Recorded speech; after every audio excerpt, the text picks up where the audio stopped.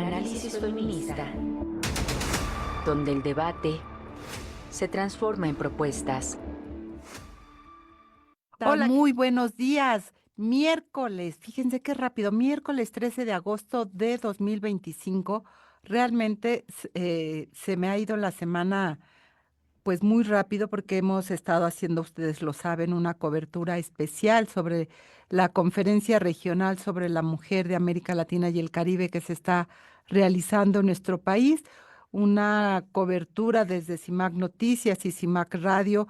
Hemos iniciado un programa especial solo para hablar de lo más trascendente que ocurre en en esta conferencia a las 7:30 de la noche, así que bueno, pues hemos estado bastante moviditas y pues hoy, miércoles 13 de agosto del 2025, pues ya siento como si fuera viernes y no, apenas es miércoles.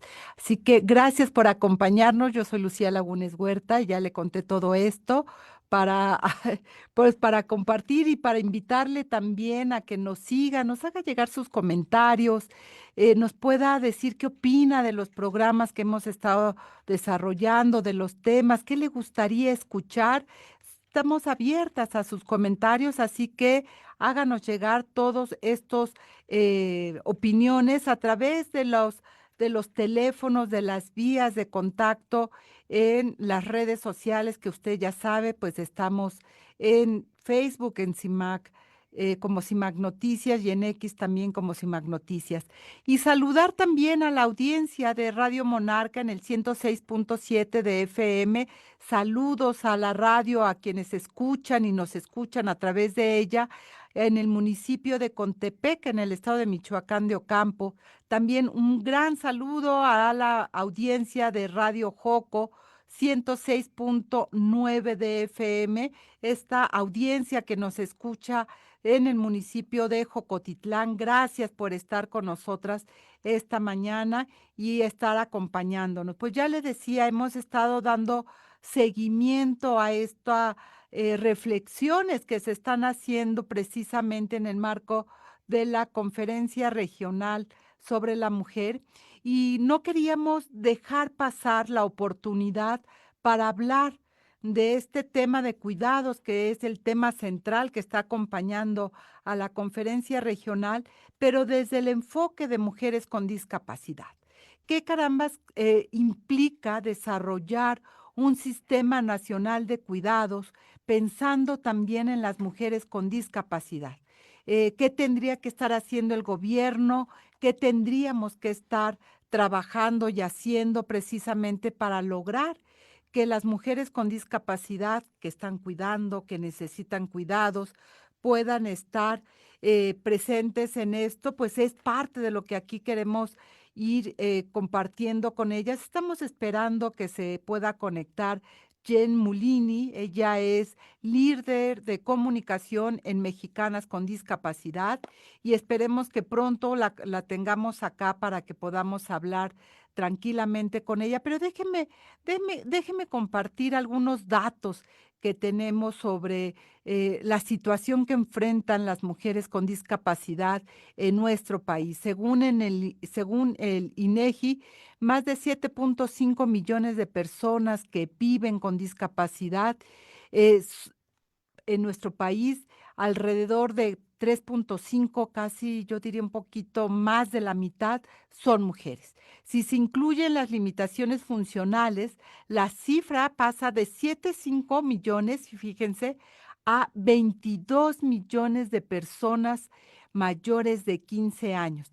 Y pues las mujeres están enfrentando barreras propias que la discapacidad eh, genera, pero sobre todo yo diría la sociedad que no termina de asumir que hay que desarrollar entornos accesibles para las mujeres y en las personas en general con discapacidad. Así que hay un montón de datos que nos están reflejando precisamente pues la enorme desigualdad con la cual están viviendo las mujeres con discapacidad y que, por ejemplo, en el tema de educación, ¿no? Que nos dice, pues, todavía estas enormes retos que se tienen en nuestro país para lograr efectivamente que las mujeres con discapacidad vivan con todos sus derechos plenos. Solo les decía en materia educativa la tasa de analfabetismo entre mujeres con discapacidad es del 23%, frente al 8% de las mujeres sin discapacidad. Esto nos habla de que todavía hay muchos prejuicios en la sociedad, y el que el sistema educativo no termina precisamente de lograr que ya pues asuma la tarea que le toca y que pueda generar las condiciones para que las mujeres y las niñas puedan ingresarse y pueda ingresar a la educación. Ya está con nosotras Jenny. Gracias por estar, bienvenida. ¿Cómo estás? Hola, ¿qué tal? Muy bien, gracias. Jen, bienvenida. A ver, cuéntanos desde dónde tendría que estar mirando la conferencia regional el tema de cuidados, colocando en el centro, pues, los requerimientos de las mujeres con discapacidad. Pues bueno, creo que hay un montón de temas que se necesitan dialogar al respecto, porque no solo son los cuidados, sino también los diferentes tipos de apoyos que necesitamos las mujeres con discapacidad. En México hay una población de 22 millones de personas con discapacidad y el 54% somos mujeres y niñas con discapacidad. Entonces, em, es necesario mirar como desde una perspectiva interseccional, porque si bien habemos muchas mujeres con discapacidad, hay otros factores sociales que pues se van interrelacionando y que sugieren apoyos específicos. Por ejemplo, yo soy de una comunidad rural indígena, soy hablante náhuatl, soy usuaria de silla de ruedas, pero también soy bisexual y soy activista por los derechos de las personas con discapacidad. Y entonces, el tener tantos factores sociales que intervengan en una sola vida, bueno, pues eso hace que tengamos que ver hacia políticas públicas que realmente sean integrales y que no se repita nuevamente en la centralización, porque, pues, lamentablemente, en las comunidades rurales indígenas, todavía hay un desconocimiento de mucho de lo que se debe de realizar para tomar en cuenta los liderazgos de las mujeres con discapacidad que existimos porque lamentablemente ni siquiera hay espacios generados en donde se tome en cuenta nuestra voz en los espacios rurales indígenas, sobre todo. Digo, en lo particular, yo llevo 10 años viviendo en la Ciudad de México y hay una diferencia abismal de cómo se vive la discapacidad aquí en la ciudad, viviendo muy cerca del centro de la ciudad, a vivir a 8 horas o más. Claro, porque, hay varios temas, depende de cuál es el enfoque que se le esté dando a esta lógica o a esta concepción del cuidado. De acuerdo con la Corte Interamericana, que en días pasados, pues, emitió este fallo del reconocimiento del derecho al cuidado, es decir, ser cuidadas, cuidar y autocuidarnos es un derecho humano como tal y por lo tanto los estados tendrían que desarrollar todas las condiciones para que este derecho pueda ejercerse en lo individual y en lo colectivo. Y pienso acá, no solamente en que las mujeres que viven con alguna discapacidad necesitan, como bien lo señalas, políticas integrales que reconozcan también que muchas de estas, algunas de ellas o muchas de estas mujeres con discapacidad se convierten en madres y que necesitan también condiciones para ejercer esa maternidad cuando es deseada, cuando es producto de un consenso, por supuesto, y que no hay sistemas que reconozcan esa condición también, Jen. Sí, claro, es que como lo dices, ¿no? Hablar de cuidados, híjole, es ser como bien específico y bien puntual. Y claro, hay mamás con discapacidad, mamás que adquirieron la discapacidad después de ser mamás, o mamás que han decidido ser madres, viviendo con una discapacidad. Y sí, creo que hace falta también mirar hacia allá y bueno, pues los cuidados, como bien lo sabemos, debieran ser colectivos, ¿no? Pero sobre todo creo que hay mucha desinformación y todavía hay muchos prejuicios al respecto de que haya mujeres con discapacidad que ellas, decidan ser mamás, ¿no? O sea, todavía hay una fuerte crítica y un rechazo social, porque incluso se nos tilda de irresponsables.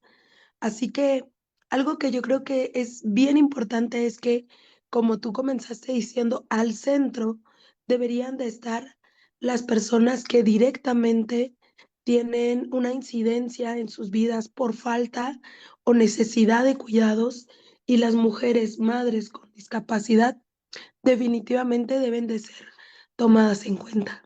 Y que en esta conferencia regional, donde la sociedad del cuidado se ha colocado como el tema central y donde pues ya los estados nación que están presentes en la conferencia regional de América Latina y el Caribe, están ya discutiendo lo que se llamará el consenso de Tlatelolco.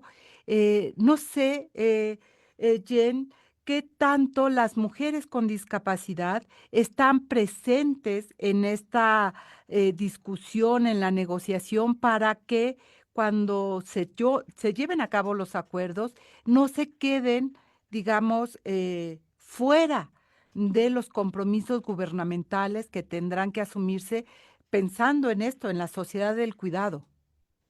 Pues fíjate que algo que hemos estado haciendo junto con Mujeres Mexicanas con Discapacidad, Women Enable International, yo también hace y Human Rights Watch, pues es justamente tener un colectivo que se llama Cuidados Sí, Apoyos para la Vida Independiente también. Y pues fíjate que hemos estado el lunes estuvimos en un panel, justamente evidenciando este tipo de situaciones que necesitan ser tomadas en cuenta. Y el día de mañana, jueves, también vamos a estar participando con el tema justo de los cuidados y cómo está esta interrelación, no solo entre las mujeres con discapacidad, sino con las colectivas feministas, pero con la sociedad en general. Así que realmente hemos ido haciendo lo propio para poder estar en la mesa en donde se deciden las situaciones. Pero claro que es complejo, o sea, es complejo garantizar que realmente vamos a estar ahí cuando, también existe una falta de visibilidad de la interseccionalidad desde otras colectivas feministas. Así que, por lo tanto, nosotros estamos haciendo nuestra parte, levantando la voz, mencionando cada una de las situaciones que deben tomarse en cuenta. Y bueno, también ha estado en estas conferencias María Ángel García Ramos, que es fundadora de Mexicanas con Discapacidad y directora actual de Women Enable International. Entonces, esto pues quiere decir que sí o sí van a haber una representación de mujeres y pues más que nada es una petición también a las compas de colectivas feministas que aboguen y que apelen por una interseccionalidad en la que también entremos, la que también formemos parte las mujeres con discapacidad. Que es un tema que poco se veía. Yo estaba recordando precisamente que en Chile, en la conferencia regional, en algún momento se hizo una expresión, que son estas expresiones que solemos tener cotidianas sin reflexión de lo que está implicando.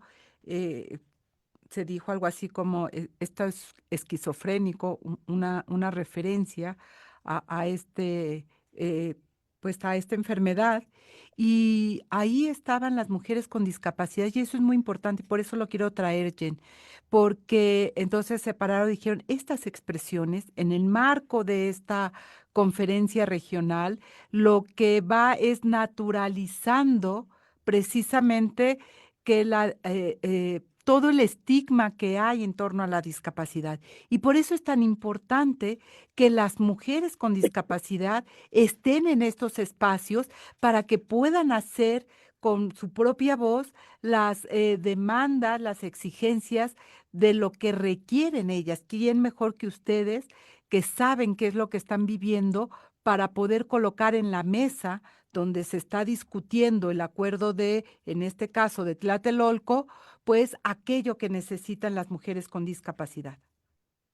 Claro, y pues mira, que fíjate que hace unos días en nuestra participación concluimos con la propuesta de que se necesita una política pública, pero que tenga un impacto municipal de cuidados y apoyos, que sea diseñada de forma horizontal y en colaboración con colectivas de personas con discapacidad para promover liderazgos y garantizar que la participación realmente sea activa de los beneficiarios de estos sistemas y que no sea nuevamente una situación jerarquizada en donde solo unos cuantos entran. Por eso es bien importante que estemos tomadas en cuenta desde su diseño, su evaluación, su monitoreo, pero también en la implementación y en la ejecución. Bien, vamos a ir a un corte de estación y seguiremos hablando. Y yo te quería preguntar también, como para recuperar en el siguiente segmento, dejar de usar a las personas con discapacidad como eslogan y realmente abonar a que se ejerzan, que ellas puedan ejercer todos sus derechos. Me parece que es también un tema central en los cuidados. Pero vamos a un corte de estación y si te parece, Jen Mulini, pues regresando, recuperamos el tema. Claro que sí. Volvemos, no se vaya, estamos aquí hablando precisamente de, sí, de la sociedad de cuidado, pero desde el enfoque de las mujeres con discapacidad. Volvemos. Doble discriminación. La realidad de las mujeres con discapacidad en México. La discapacidad se define como una condición física, mental, intelectual o sensorial que, al interactuar con diversas barreras, puede impedir la participación plena y efectiva de una persona en la sociedad, en igualdad de condiciones con las y los demás. Entre las discapacidades más comunes se encuentran las de tipo visual, auditivo, motriz, intelectual o psicosocial, así como aquellas derivadas de enfermedades crónicas como la diabetes o problemas neurológicos. Estas condiciones pueden ser congénitas o adquiridas a lo largo de la vida. En México, según el Censo de Población y Vivienda 2020 del INEGI, más de 7.5 millones de personas viven con discapacidad, de las cuales aproximadamente 3.5 millones son mujeres. Sin embargo, cuando se suman las personas con limitaciones funcionales, el número crece de forma significativa. Datos recientes estiman que al menos 22 millones de mujeres mayores de 15 años en el país viven con alguna discapacidad o limitación. Esta población enfrenta múltiples retos en su acceso a educación, empleo, salud y participación social. El Gobierno de México ofrece programas de apoyo como la Pensión para el Bienestar de las Personas con Discapacidad Permanente, que otorga un apoyo económico bimestral, así como becas educativas y algunos programas estatales de inclusión laboral. También se han implementado acciones como el Día Nacional de las Mujeres con Discapacidad, que se conmemora el 12 de septiembre, con el fin de visibilizar sus necesidades y propuestas, aunque diversos colectivos señalan que las políticas siguen siendo más asistencialistas que inclusivas. En el ámbito de la violencia, la encuesta sobre la dinámica de las relaciones en los hogares 2021 reveló que el 80.9% de las mujeres con discapacidad han experimentado algún tipo de violencia a lo largo de su vida, en contraste con el 74.2% de las mujeres sin discapacidad. Las violencias más comunes son la psicológica, con 58.2%, sexual, con 48.7%, física con 44.6% y económica con 34.9%. La Organización de las Naciones Unidas advierte que las mujeres y niñas con discapacidad suelen vivir una doble discriminación por género y por discapacidad. Esto las coloca en un riesgo mayor de violencia, abandono, explotación o maltrato, y muchas veces en situaciones de dependencia económica que perpetúan el ciclo de agresiones. Pese a los avances, la realidad es que las mujeres con discapacidad siguen siendo uno de los grupos más invisibilizados. Organizaciones civiles y movimientos como Mexicanas con Discapacidad insisten en la necesidad de políticas públicas integrales, con perspectiva de género y accesibilidad, que garanticen su autonomía, seguridad y plena participación social. Informó para Análisis Feminista Marlene Galván. Ya estamos de regreso. Recuerden nuestros números en cabina 5535084761 para que nos haga llegar sus comentarios en X y en Facebook. Nos puede encontrar como CIMAC Noticias y usando los hashtags CIMAC Radio y Periodismo Feminista nos puede hacer llegar también sus comentarios. Gracias, tía Car, por los saludos de regreso. Ana Miriam Valdés, también saludos de regreso. Gracias por estar con nosotras. Jen Mulini, decíamos antes de irnos al corte, sin duda es muy importante que estén las mujeres presentes en la mesa de negociación con una voz propia, las mujeres con discapacidad, para que todas aquellas políticas, acuerdos internacionales que se den en el marco de esta conferencia y de otras, pero hablando de esta conferencia regional sobre la mujer de América Latina y el Caribe, pues las mujeres con discapacidad estén ahí presentes en la mesa para colocar los temas centrales. Y te preguntaba, es decir, tomadas como o miradas a las mujeres con discapacidad desde su ser sujetas de derechos humanos y no instrumentalizadas desde la propaganda gubernamental o comercial que busca déjame decirlo así, y tú me corregirás, que muchas de estas campañas lo que buscan es hacer una pedagogía social de la conmiseración y no del reconocimiento de ustedes como sujetas de derechos humanos. Fíjate que, pues, con respecto a ese tema hay mucho por decir. Por ejemplo, cuando hay una simulación de inclusión, que llamémoslo así, por lo regular hacen invitaciones a mujeres con discapacidad como tokenización, es decir, cubriendo cuota. Pero lamentablemente este tipo de eventos que a veces se llegan a enmarcar de esa forma, no toman en consideración la accesibilidad. Entonces, me ha tocado que he sido invitada a eventos que son muchas veces solo para la foto, en la que yo soy usuaria de silla de ruedas. Entonces, me han tenido que cargar o en donde no hay baños accesible y luego, pues la gente de Protección Civil se está haciendo pelotas para ver cómo le van a hacer para meterme a un baño en el que no entro.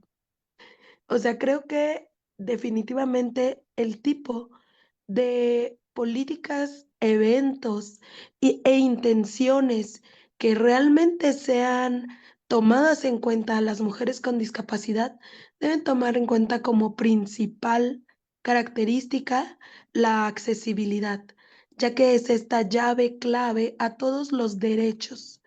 Entonces, lamentablemente sí se sigue realizando esta tokenización, es decir, sí, mencionémoslas, sí, invitemos a una, no importando a veces todo lo que conlleva, y entonces, pues se siguen haciendo ciclos de simulación de la inclusión, que para empezar, el término de la inclusión sigue siendo segregatorio, ya que alguien más es el que decide a quién incluir.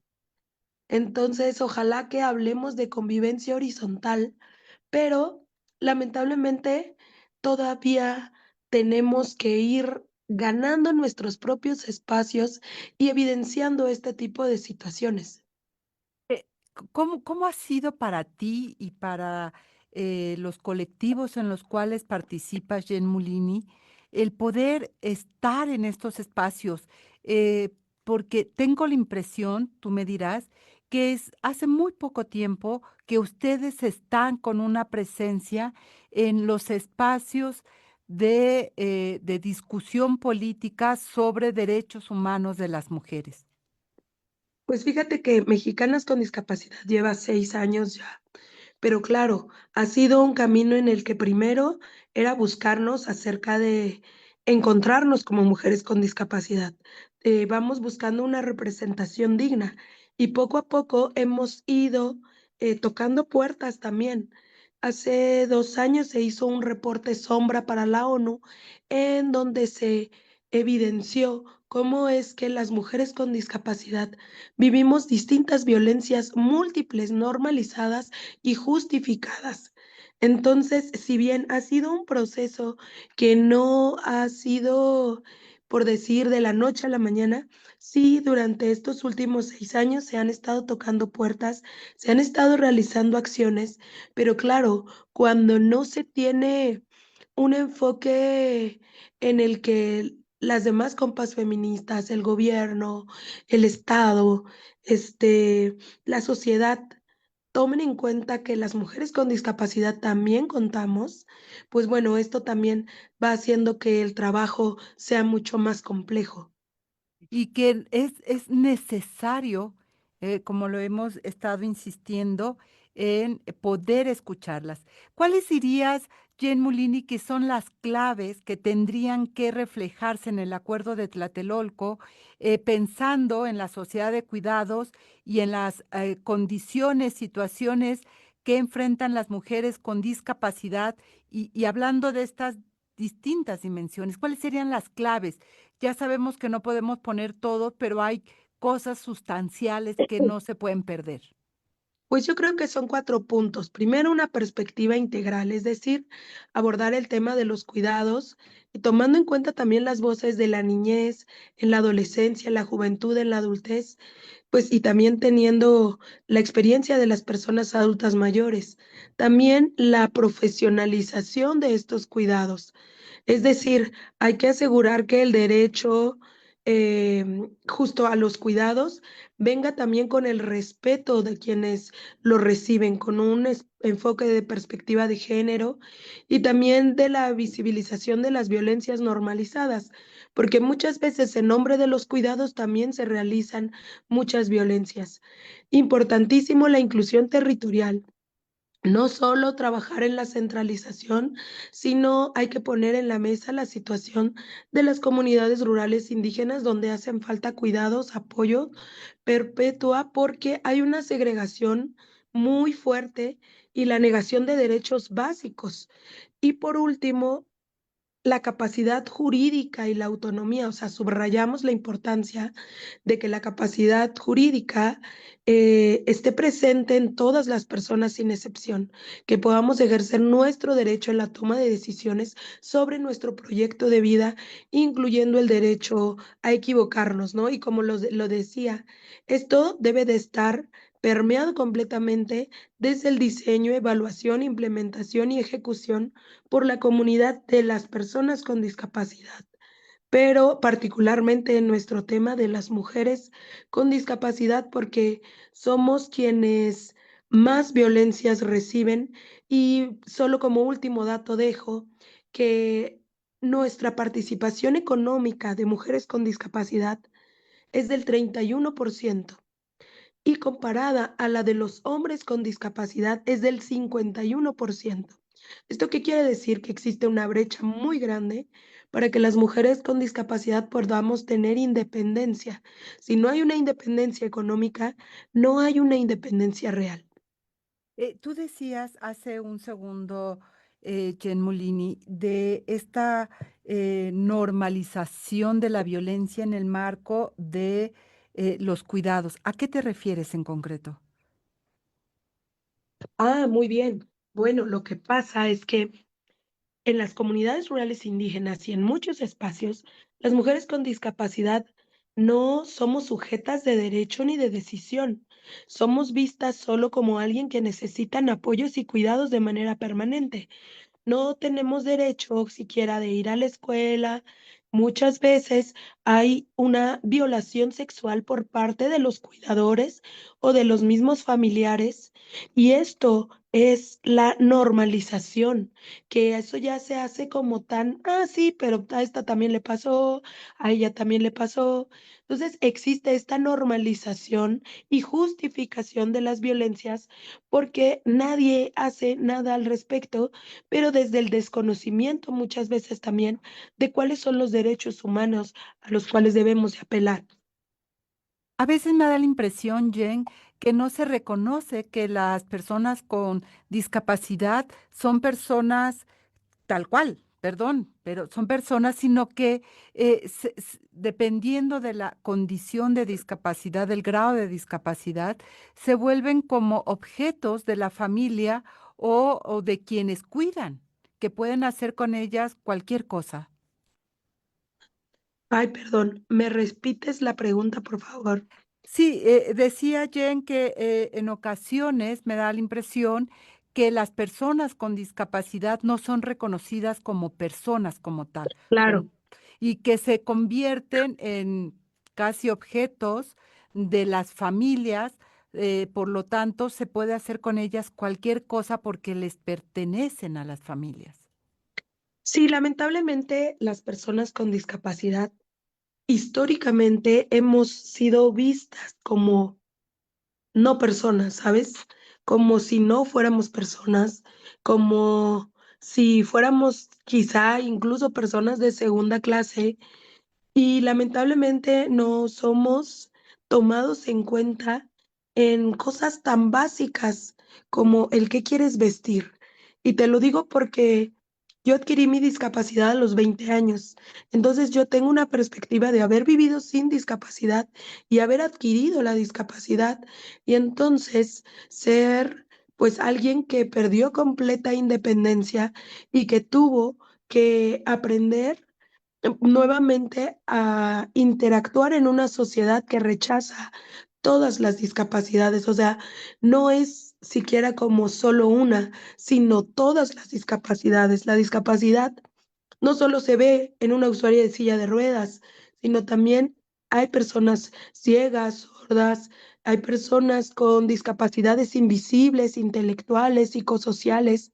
Y entonces, lamentablemente, esto es lo que estamos, pues, apelando, ¿no? Desde Mexicanas con Discapacidad, tener una vida digna, una vida libre, una vida independiente, pero esto no se va a lograr si no hay una política pública de cuidados y apoyos que nos contemple como sujetos de derecho y de nuestras decisiones. Y eras muy joven, 20 años, estabas, digamos, en la universidad, no lo sé, tú me lo dirás. Y las escuelas tampoco, la academia no se prepara para precisamente garantizar que niñas, adolescentes, mujeres jóvenes puedan estar precisamente en el sistema escolar para continuar sus estudios. Bueno, pues fíjate, realmente yo estaba terminando la prepa y tuve que esperarme 8 años, o sea, 6 años de recuperación. En lo que yo volví a ser independiente pasaron 6 años. Y una vez que ya fui independiente y pude conseguir el trabajo, pasaron 2 años para que yo pudiera volver a decidir, entrar nuevamente a la universidad. Y sí, lamentablemente, del 16% de las mujeres que ingresan a estudios superiores, solo el 4% logran concluirlos.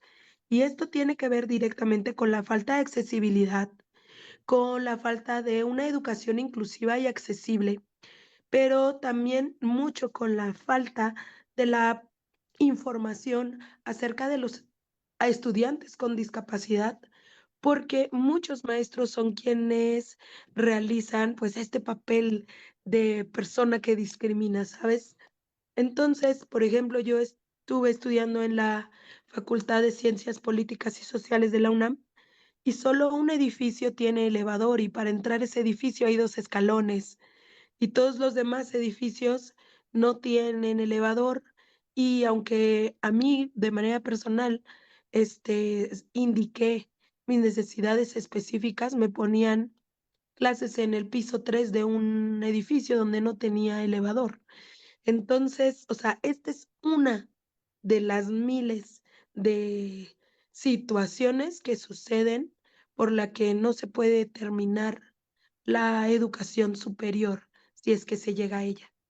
Y que sigue siendo digamos, un lastre para que ustedes puedan desarrollar en libertad, digamos, los estudios que quieran, ¿no? No puede estar eligiendo una profesión mirando si tiene accesibilidad o no para la condición.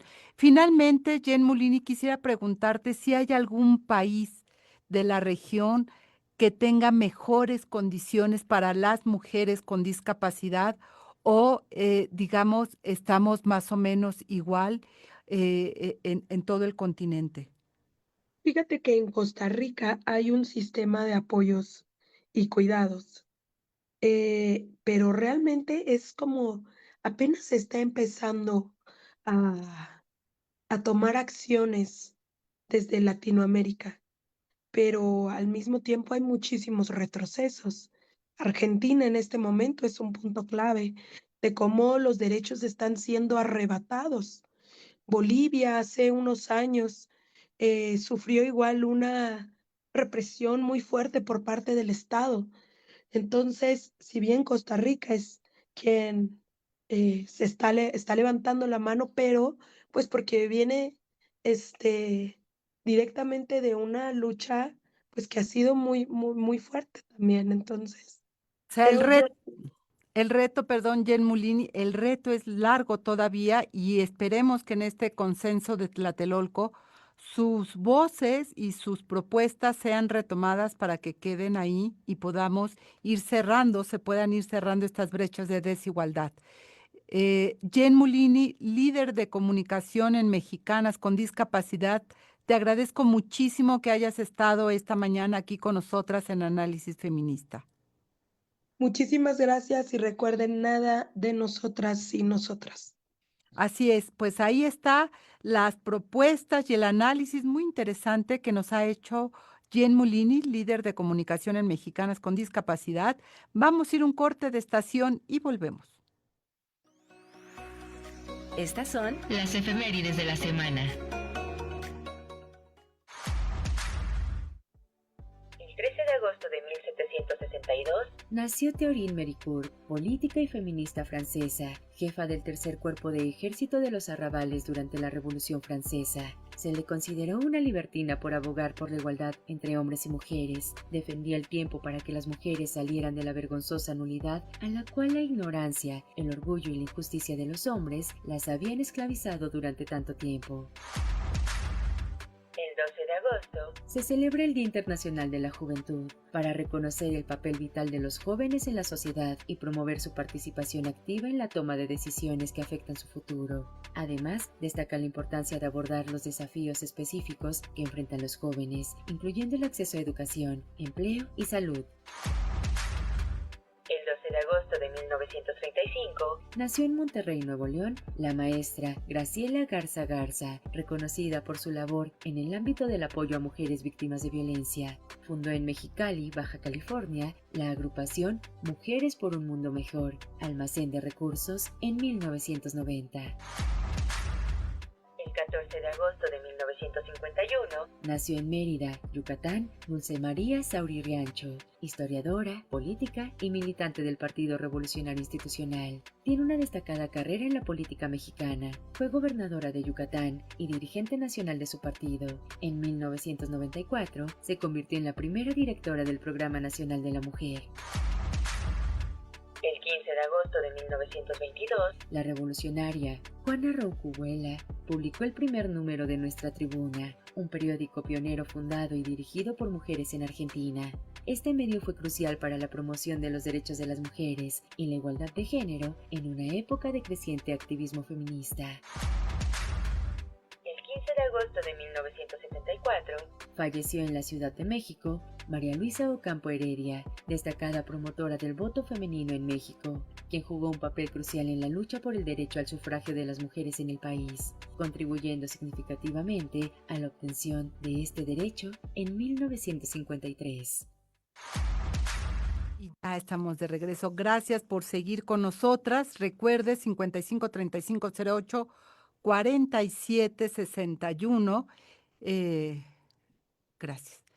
Y también, pues, saludos a Radio Monarca en el 106.7 de FM y también saludos a Radio Joco 106.9 de FM, que están haciendo, pues, la transmisión simultánea de este programa. Y vamos a pasar a un tema que es muy importante porque en días pasados se llevó a cabo una rueda de prensa donde se fijó posición sobre pues lo que está ocurriendo en nuestro país ante la extinción de la CONAVIM, que es esta Comisión Nacional para Prevenir y Erradicar la Violencia contra las Mujeres, o era porque ya no existe, y precisamente pues el contexto de violencia que seguimos viviendo en México. Y en el marco de esta conferencia regional, donde pues el tema de cuidados es el centro y pareciera ser que solamente se trata de cuidar a otras personas o que las mujeres estamos haciendo esta tarea de cuidados, y pensando en este reconocimiento que hace la Corte Interamericana de Derechos Humanos de que ser cuidadas también es un derecho y que las mujeres seamos cuidadas quiere decir que podamos gozar de la vida libre de violencia. Supongo yo, mi querida Marielena Contreras, quien es asesora en materia de derechos humanos y género. Bienvenida, ¿cómo estás? ¿Por qué es tan importante hablar precisamente de lo que está ocurriendo en materia de violencia en el marco de violencia contra mujeres y niñas, en el marco de esta conferencia, cuando se pensaría que solamente estamos hablando de si cuidas o no cuidas, pero quién nos cuida a nosotras? Hola, ¿qué tal, Lucía? Buenos días. Pues bueno, para nosotras es sumamente importante estar hablando de las consecuencias de la extinción de la CONAVIM. Nosotras hacemos parte, desde la colectiva Las de la Aquelarre Feminista, hacemos parte del GIM, de la alerta por violencia de género en la Ciudad de México. Y a su vez hacemos parte de esta red nacional de alertistas.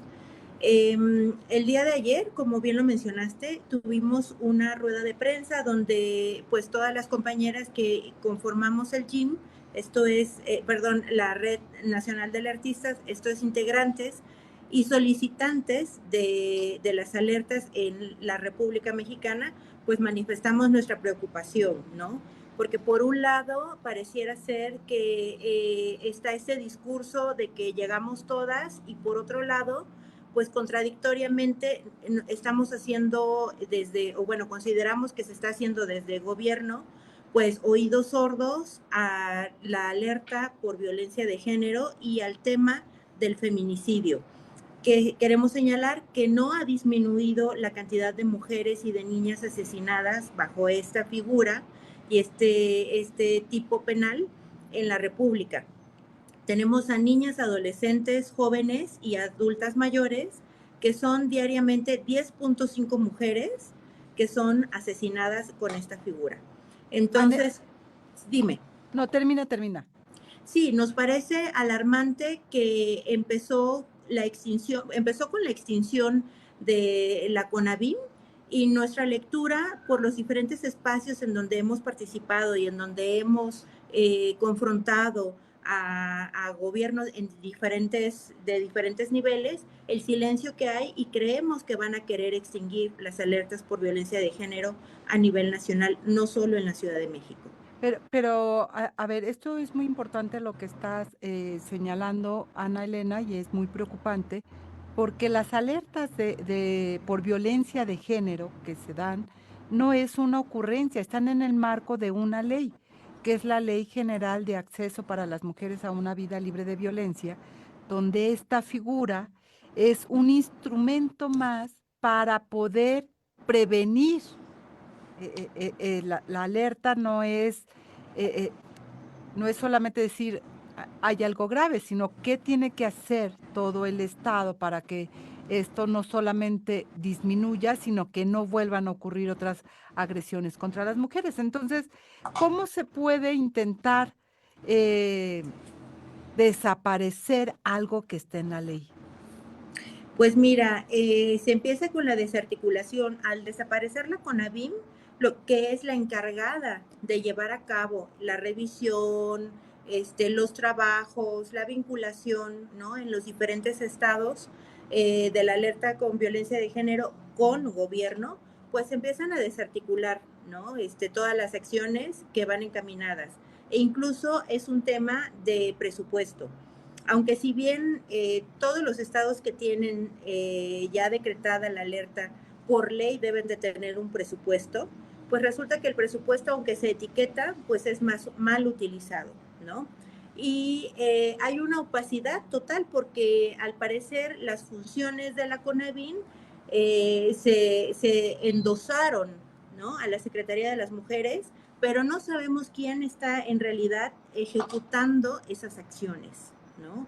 Entonces, claro, si no hay quien las ejecute, pues ¿cómo podemos darle un seguimiento? Y quiero señalar que en la Ciudad de México, el año pasado tuvimos una reunión, pues cuando se hizo el cambio de gobierno, nos sentamos con la secretaria de las Mujeres, está Dafne Cuevas, pues para darle seguimiento a la alerta.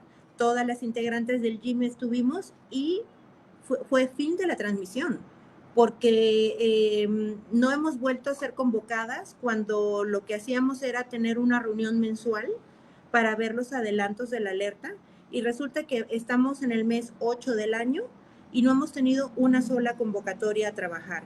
Además de que nosotras como GIM hemos hecho 2 llamados, ¿no? Uno oficial vía oficio, tal cual, ¿no? Correo electrónico, y otra un llamado en redes sociales.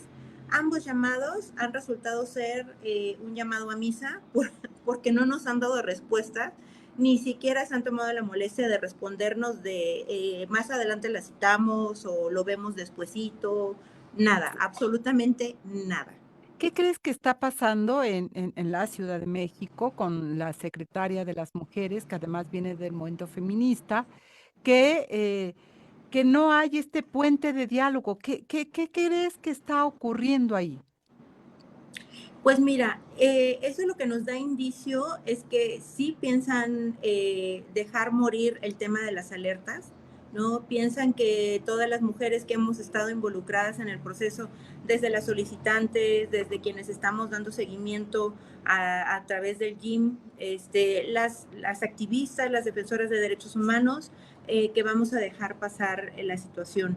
Y quiero mencionar que mis compañeros de la Red Nacional de Alertistas tuvieron un encuentro en este informe de la CEDAW en las pasadas semanas, y ahí se pidió como cuentas de qué iba a suceder con la alerta por violencia de género y no hubo una respuesta. Después de la presión que se hizo en ese lugar, tuvimos una mesa de trabajo con la senadora Malú Michel, y estuvimos en esa mesa también posicionando las preocupaciones de las feministas y de nuestra agenda. Volvimos a colocar el tema de la alerta por violencia de género y tampoco hubo respuesta. Entonces, realmente es alarmante, ¿no? Que estas personas al final del día no nos puedan decir tampoco cuáles son los planes que tienen, ¿no? O hacer un llamado para podernos articular y ver qué solución se le da. Pero no han tocado la puerta, te pregunto yo, de la Secretaría de las Mujeres, que es quien hoy tiene, como bien lo señalas, el mandato para absorber todas las tareas de la CONAVIN, garantizar una vida libre de violencia con no recuerdo el cargo que tenía en la CONAVIN, la persona que también pasó a la Secretaría de las Mujeres y que entiendo ella lleva toda la parte de violencia contra las mujeres. ¿Esa puerta la han tocado, María Elena? Ana Elena, sí la hemos tocado. Se ha solicitado desde la red una reunión con Citlali Hernández y no hemos tenido tampoco una respuesta. En la rueda de prensa del día de ayer también volvimos a hacer un llamado, ¿no?, a una mesa de diálogo de alto nivel, ¿no?, ya sea con la presidenta y con la titular de la Secretaría de las Mujeres e incluso con la Secretaría de Gobierno, ¿no? Tampoco. Y tampoco hemos tenido ninguna respuesta. Lo que nos preocupa mucho es que nosotros estamos haciendo todo lo que nos toca, desde hacer un escrito, ¿no? Mandar un oficio, hacer un llamado, y no hay quien dé respuesta ante esta situación que es sumamente alarmante, porque el feminicidio no ha dejado de ser una alerta nacional. No, y la violencia feminicida en general. Digo, más allá que sí, es gravísimo que se siga asesinando a las mujeres, pero si se mira precisamente toda la gama de lo que es la violencia feminicida, podrían tomarse acciones para evitar que las mujeres sean asesinadas. Y yo te pregunto porque hablando precisamente de la convención CEDAW y de esta rendición de cuentas que hizo México, al regreso, la secretaria de las Mujeres, al regreso de esta comparecencia, la secretaria de las Mujeres dijo que se abrirían mesas de trabajo con organizaciones de la sociedad civil y que esto empezaría en este mes de agosto o finales de julio.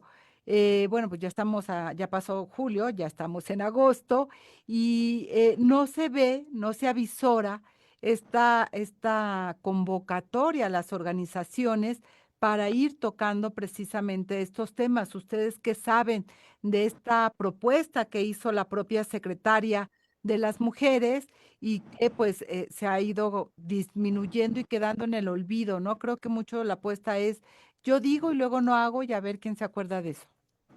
Sí, pues mira, una de las mesas que surgió de esa declaración de Citlali fue la que tuvimos en el Senado con Malú Mitchell.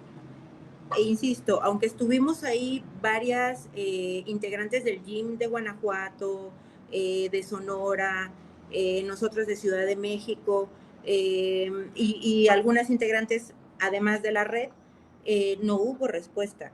Hemos visto que han convocado reuniones, pero casualmente no hay ninguna de nosotras las integrantes del GIM, ¿no? O las solicitantes de las alertas. ¿Qué hablas del GIM y no te he preguntado qué es?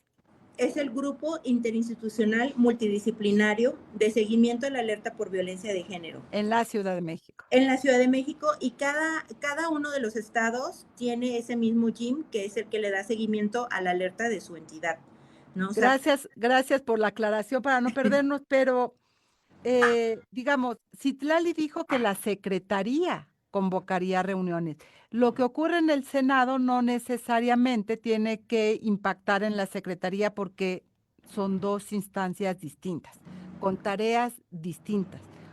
Una legisla, la otra opera, diseña, evalúa, hace política pública, se supondría. Entonces, cuando hablas de que han visto que se han hecho otras reuniones con la propia secretaria de las mujeres o son otras instancias. No, con la propia secretaria de las mujeres, cosa que a nosotros nos preocupa muchísimo porque pues en redes sociales la narrativa y en medios la narrativa es que se están reuniendo con sociedad civil, pero no con la sociedad civil que estamos exigiendo cuentas, ¿no? O sea, y que traemos el tema de la alerta. El Entonces, tema es la selección, ¿no? La discrecionalidad con la cual se eligen a unas y no a otras. Creo que lo que tendría que haber es una claridad de los criterios para que seas elegible, Ana Elena. Así es. Y más allá de que querramos estar como parte de sociedad civil, como defensoras de derechos humanos, sentadas en un evento de gobierno, lo que en realidad nosotros buscamos, porque hemos venido trabajando por muchos años, ¿no? El tema de la alerta por violencia de género es eso, tener claridad. Queremos que además haya un fortalecimiento institucional del mismo, porque la queja que hay, incluso de manera interna en gobierno, es que las alertas no funcionan. Y nosotras creemos que pueden tener fallos, pero que para eso en Ciudad de México estuvimos exigiendo el periodo pasado una revisión, que se hicieran pues una evaluación de la misma para saber qué aflojar y qué soltar. En la reunión que tuvimos el año pasado con Dafne Cuevas en Ciudad de México, lo que dijimos fue justamente que necesitábamos que se hiciera un checklist de los 12 puntos que comprenden la alerta por violencia de género en Ciudad de México, para que los que estuvieran ya cubiertos se descartaran y se pudieran colocar nuevos puntos, porque en este tiempo trabajando, pues también podemos ver cuáles son las necesidades que hay, ¿no? Y Y sin mirar, embargo, no, sí, termina, Elena. sin embargo, pareciera que el tema de la evaluación es algo que no les gusta pensar ni planear, o sea, ni vislumbrar en relación a la alerta. La solución para ellas es no sirve y entonces la quitamos. Y quiero señalar que esta alerta que tenemos en México es punta de lanza. Muchos países no tienen esta alerta por violencia de género.